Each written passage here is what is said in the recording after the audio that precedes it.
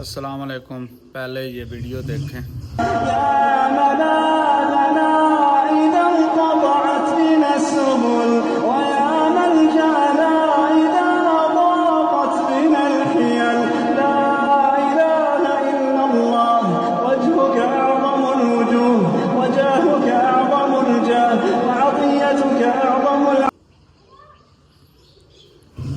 آج ہم بات کریں گے سوڈان کے حوالے سے کہ سوڈان میں جو آج کل ہو رہا ہے اور قتل عام شروع ہے، اس کے پیچھے وجہ تو سبھی لوگ جانتے ہیں کہ ایک سونے کی کان ہے وہاں پہ، جس کی وجہ سے یہ مسئلہ جو ہے درپیش آیا ہے۔ دو حکومتیں ہیں، ٹھیک ہے، ایک باغی وہاں پہ، ٹھیک ہے، اور ایک ہے وہاں کی آرمی، یعنی وہاں کی جو حکومت ہے، اسٹیٹ ہے۔ وہ 2023 سے یہ لڑائی شروع ہے، جس کی جو ہے داستان بڑھتی جا رہی ہے، اور آج کل وہاں پہ جو حالات ہیں وہ غزہ سے بھی بدتر ہو چکے ہیں۔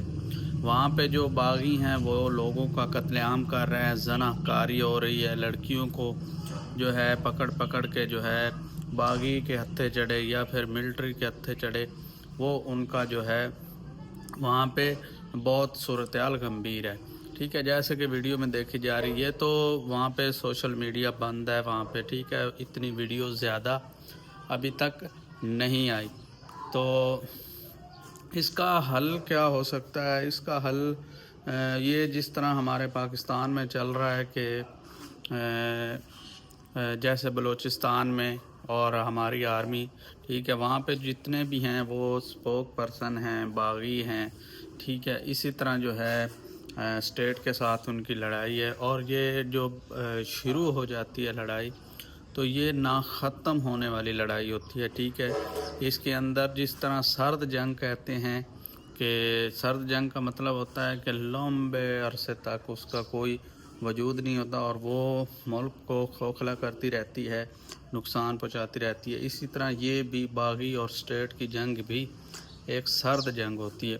اگر جو ہے ان کا ہاتھ پڑے تو وہ نہیں چھوڑتے، اگر ان کا ہاتھ پڑے تو یہ نہیں چھوڑتے۔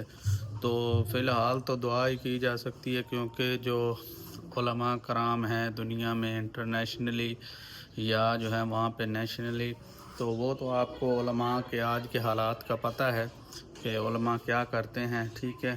تو اسٹیٹ لڑ رہی ہے، ٹھیک ہے، ان کو بچانے کی کوشش کر رہی ہے، لیکن اس کے پیچھے بھی کرسی ہے، ٹھیک ہے، لالچ ہے وہ سونے کا، ٹھیک ہے۔